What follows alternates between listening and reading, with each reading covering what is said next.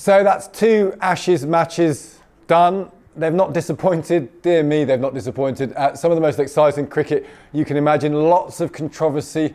But the stark reality is England have played 2, have lost 2. The Ashes is very much under threat. But how have we got here? What's going to happen next time at Headingley?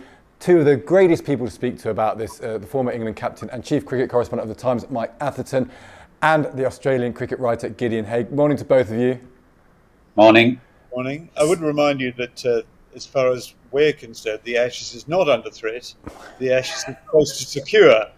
So just mind who you're speaking for here, Stig. Well, exactly. I thought I'd try and articulate the home side for a little bit. And you're here to articulate the opposite of that, Gideon, don't worry. Before we get into all of that, though, where we are in the Ashes, we have to talk about what happened at Lord's. It's getting people very hot under the collar. It clearly got people hot under the collar at the ground.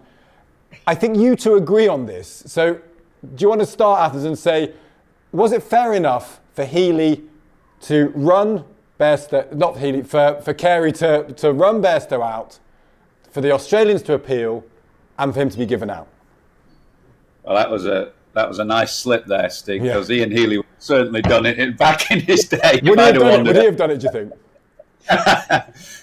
Yes, I mean, the key thing, and what Gideon does very well in his piece in the paper this morning, is to lay out the law, which is absolutely unequivocal. Law 20.1.2, the ball shall be considered to be dead when it is clear to the bowler's end umpire that the fielding side and both batters at the wicket have ceased to regard it as in play. So it's not Johnny Bairstow's position to make a unilateral choice that the ball is dead. And those with more time on their hands than me have calculated how long Carey had the ball in his hands, which was less than a second, 0.87 of a second, I think it's been calculated, as Bairstow didn't even look behind him to see if the ball had landed in the gloves. He kind of just tapped his foot and then wandered out of his ground. Carey, within a second, underarmed the ball at the stumps. A perfectly valid and fair dismissal and a dozy bit of cricket from Johnny Bairstow, in my view, and a costly one, because England may well have won that match had that not have happened.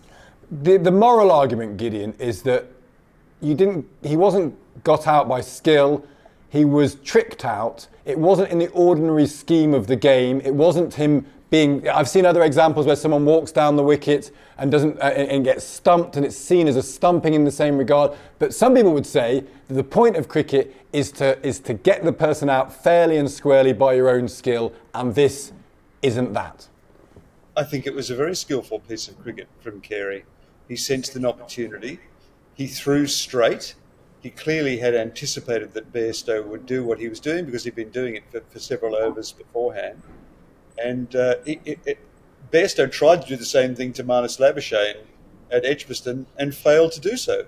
So, in fact, it's actually pretty skillful. It's unusual, certainly, and often unusual things or new things take us to kind of new moral frontiers. I'm reminded of that the debate that there was around the googly when it first appeared on the scene, that it was regarded as sharp practice to bowl one ball, pretending to bowl that ball and actually bowl another ball. I remember Bosanquet being asked, should the googly be illegal? And he said, no, it's not illegal, it's only immoral. And I mean, to me, it's pretty simple. It's pretty cut and dry. The minute that I saw it, I thought, that's out. That's out. And I've seen it countless times. It doesn't just happen in test matches. It happens at much lower levels of the game. I'm sure we've all played in club games where it happened. Mike, in his point, in his piece today, says that it's tenny penny in league cricket. It's the occasion, isn't it? And it's the rivalry, and it's the stereotypes that we have of one another's team and nations that add to the excitement, add to the theatre of the occasion. Ollie Robinson reminded us it's all about Ashes theatre, isn't it? And this has added significantly to the sum of human happiness, I think. I think there's no question about that. Before we move on from this, I just want to ask you, you were captain. There was some talk that the keeper's entitled to throw the stumps down, he's entitled to appeal. It's for the captain Cummins to say, hello chaps, this isn't quite cricket, I'm going to withdraw the appeal? Is there anything in that it's for Cummins to take a longer view? If you were captain and this happened when you were playing Athers, do you appeal? Do you keep going? Do you see him out? Absolutely. I would not have withdrawn the appeal. Now, people may throw that back at me. A captain can withdraw the appeal if he wishes, and Cummins could have done that if he'd have wanted to. But there was absolutely no reason why he should have done that. The spirit of cricket doesn't even come into it, in my view. It was a perfectly fair dismissal, and Cummins, in my view, was perfectly entitled to allow the decision to stand. It's pretty cut and dried, I think. It fired the Lord's crowd up, Gideon. I was at Lord's on the Saturday. It's a fairly museum-like atmosphere at Lord's, it strikes me, a lot of the time. But it wasn't on Sunday afternoon. Was that a good thing or a bad thing? The members jostling the Aussie cricketers, Aussies being that song, same old Aussies always cheating, echoing around the ground. Decent players, honourable players being shouted at as cheats, Broad getting in the faces of people. That's very exciting. It made it feel like a gladiatorial combat. Is that a good thing for the game, or actually it should be a bit embarrassing for people connected to Lords and the MCC that it allowed to get that far? Oh, it should be hugely embarrassing to MCC. They enjoy a very special privilege of having the players walk through the long room. It's one of the glories of cricket, as I said this morning. The fact that you can hear the players' sprigs walk on the wooden floors just next to you, and then they ascend the stairs. It's an honour for Lords to have that. Well, they won't have it for long if members don't know how to behave in proximity to cricketers. I think they've brought ridicule on themselves, particularly when it happens that this is a matter of the interpretation of their own laws. Marylebone sets these laws, and clearly the members don't know them. That was disappointing from Marylebone's point of view. I don't mind so much about the crowd. I mean, frankly, you charge so much for Test match tickets in England that you should be able to do what you please. Frankly, you should be able to turn up and watch in the nude if you want to. So I think there were Australians in the crowd who I spoke to afterwards. They didn't find anything insulting or difficult about that. They simply struck up their own chant, same old Pommy's always whinging. So, what's sauce for the goose? Exactly. What do you think, Athers? I think the members' point's well made. What did you think of the atmosphere outside of that? I kind of agree with Gideon, really. I thought people pay money to come in. It was a cheaper ticket on day 5, but days 1 to 4, you're asking people to fork out 170, 180 quid. If they want to boo the players, that's fine. I mean, I don't believe it just gives the crowd a right to abuse players verbally or whatever that may be. And it was clear that some of that was going on in the pavilion, which is to be condemned. But if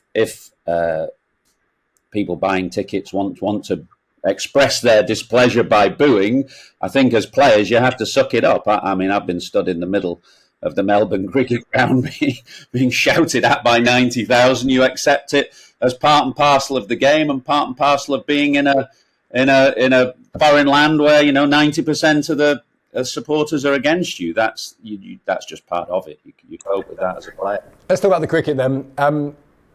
Why are England 2-0 down? Athers, start with you. Is it because there's two parts of the game really? They struggled to get Australia out, and then when Australia had, particularly in the end of Saturday, Australia had the ability to get through England's top order. It felt that England didn't always have an answer to some of Australia's bowling, and they didn't have any fresh questions to ask Australia's batsmen at various points. Well, both games have been tight games.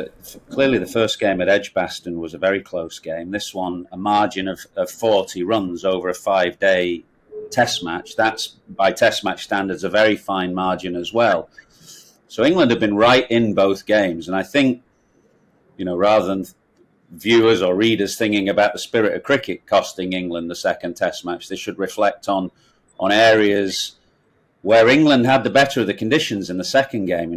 They won a good toss, but Australia got 416. Did England bowl quite well enough? Did they take the chances that came their way? And then on that second day, they were 188 for 1 at one stage. I think it was the 37th over when Nathan Lyon pulled his calf. The sun was out, Lyon gone. At that point, for England not to get somewhere near parity is a bit of bad cricket, bit of bad batting. So the kind of little areas in the game I think that England can reflect on and perhaps think they could have done better, and that would have narrowed the ultimate winning advantage that Australia had. So I don't think England are completely out of the series. To win 3 matches now against Australia on the bounce is going to be really hard. This Australian team, to lose 3 consecutive games, it would be highly unusual. But because the games have been so close, because England have had all their chances, I wouldn't completely rule it out. Is the point, though, Gideon, that England don't quite have the horses, actually?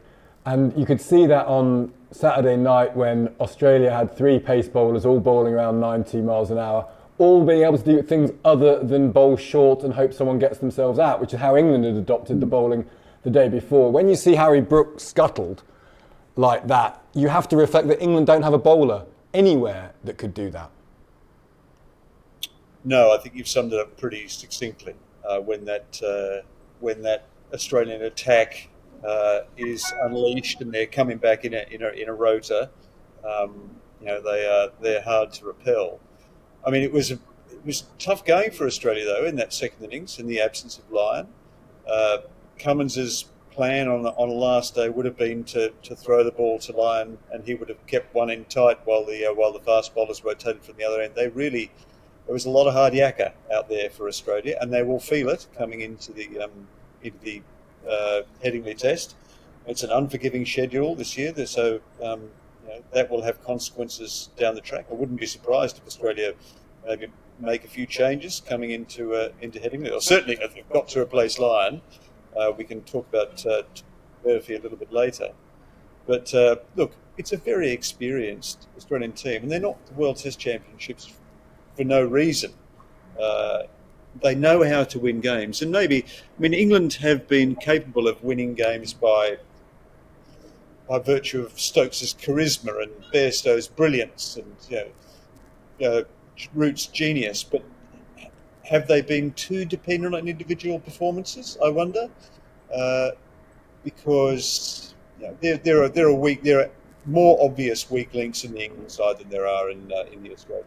Did the Aussies want it more, Athers? And you never want to say that about professional cricketers, but I've interviewed Pope and Crawley after the game, and they said it's not about winning, it's about enjoying ourselves, it's about playing a great brand of cricket, it's about advertising Test cricket. And I said to them, are you sure you mean that? If you lose 2-0, will you still mean that? And maybe they will, maybe they won't. But is there a whiff that this England team is a little bit high on its own supply? It just loves the notion of this fantastic form of cricket that everyone can cuddle them over. But actually, the name of a game is a W or an L. And if you only care about that, maybe you're more likely to get the W. I don't know about that. Before Brendan McCullum and Ben Stokes took over, England had won 1 in 17 games. They've won 11 out of 15 now. So my view is that the way England play is giving them a better chance of winning. 11 out of 15, of which three of those defeats have been very, very tight defeats. 1 in Wellington, 1 at Edgbaston, and the 1 at Lord's, which easily could have gone the other way. I think England's players have been a bit kind of slightly naive, or some of their comments have not been taken out of context, but people have slightly misunderstood what they mean. They say they're not concentrating on the result. It's the old saw. Everybody in management talks about process. And I think that's what really they're talking about. If you said to Ben Stokes about winning or losing, I've not known anybody who hates losing more than Ben Stokes. And I think that would be the same with most of the England players. I don't think that you can make the case that, Australia want to win more than England, or they're playing in a way that, they want to win more. I just don't buy that. I think England's players are desperate to win. But there is a difference between hating losing and being prepared to lose to try and win. that's the difference. There was a game at Lord's 2 summers ago where New Zealand set England a target under Joe Root and Chris Silverwood, and England didn't even bother going for it. They played for the draw from the outset. Now, the difference is here that England under Stokes and McCullum would go for the win and be prepared to lose by trying to win. And I admire that approach and I applaud that approach. So it's just the kind of the language and how that's maybe understood or misunderstood. They're prepared to lose to win, but they still dislike losing. I think that's the way I would. But Australia, I think, probably have the same mentality, but they are still willing to do the hard yards to get to the point of winning. When Harry Brook takes 3 steps back from his wicket and tries to slash a bouncer, which he's not been able to hit very well, and it's caught, and the team collapses in the way that you said they collapsed. That's not being willing to lose to try to win. That's just not very good cricket. And at some point, we've got to try and disintegrate, to separate, haven't we, the idea of being bold and being foolish. Yes, and I would argue they didn't quite get it right on that second afternoon. As I said to you, from 188 for 1, they ought to have got more runs than they did. And young players like Harry Brook are not always going to get it right. You know, he's a young man who's a year into his Test career, and he's maybe searching for that balance. And, you know, people are allowed to get things wrong. They're allowed to make mistakes. But I really would differentiate, you know, your initial question. England do want to win. They are trying to win. Results do matter to them. But they are prepared to take a risk to try and win. And sometimes with risk, you know, opens up avenues to defeat. But I applaud that attitude. I'd much prefer to see England having a go to try and win a game. And if occasionally that gets them into trouble, so be it. Is this all a bit unfair on Ben Stokes, Athers, in the sense of that was one of the great Test innings? I mean, it was like almost unlike any other Test innings in the history of Test cricket. He's a half on one leg himself. The field is set back, daring him to slog it, and he does slog it, and he gets 155. And basically, you know, given another, if he gets 30 more, they probably win. If he's there at the end, they definitely win. We're talking about all the other controversies and the like. Actually, we should reflect on, and you know, doing it in the face of people saying, well, he can't do that again, he having done so many things like that in the past, is extraordinary, isn't it? He is an extraordinary cricketer, and which is why, with all the controversy yesterday, I wanted to start off a match report in the Times with his batting and his innings. You said we've never seen anything like it before. Well, you know, not since 4 years ago at Headingley, where he played that remarkable innings. I don't think I've seen a more competitive cricketer pull on an England shirt, or a cricketer who's got that kind of never say die attitude, who believes somewhere from deep inside him that he's still at the crease, then England will win the game. And that's a very innate thing. I don't think you can learn that kind of attitude. It's just there within him. He played an extraordinary innings at Lord's, and you could sense the fearfulness from Australia. All the memories of Headingley 4 years ago, you know, many of the cast were the same. Cummins, you know, who bowled the ball that he cut away to the boundary to win the game 4 years ago. He was right there. Steve Smith dropping that catch just after lunch. I don't think I've ever seen Steve Smith drop a catch before. So, you know, that was the Stokes effect, really. And while he was there, Australia were very, very nervous. They kind of just held their nerve in time. They slightly changed their strategy to encourage him to hit to the offside and not the leg. And they finally, you know, just had the wherewithal to get through. But you could sense their nervousness for sure. And that's the effect he's had. He's a remarkable cricketer. Yeah, you could put him in the pantheon of English sports people now, I think, in any sport, couldn't you? Of the ability to rise to it. I can't think of many people where the occasion demands something and they deliver it. I can't think of actually many people who've ever done better than that. Well, yeah, I mean, as I say, in cricket and England cricket, you'd have to. I've never seen anybody as competitive as him in those clutch situations where the game is on the line. He just has that inner belief that he's gonna win the game, and it's a remarkable thing. As you say, he looks a bit on one leg, but he bowled a 12 over spell in the middle of that game. So there's some hope for England as they move forward to Headingley, that he doesn't seem to be completely cooked. And, he's got this indomitable spirit. He'll still believe deep inside that his team can turn it round. And that is an inspiring thing. I think he is a very, very inspiring and brilliant England captain. They're 2-0 down, but with him at the helm, I certainly wouldn't discount. Gideon, what do you make of what's going to happen then at Headingley? Because Australia, a draw, they retain the Ashes. I can't believe they'll want to play for a draw. Play for a draw in these circumstances feels very unlikely anyway. What do you think they need to do, Australia? What will they do in your view?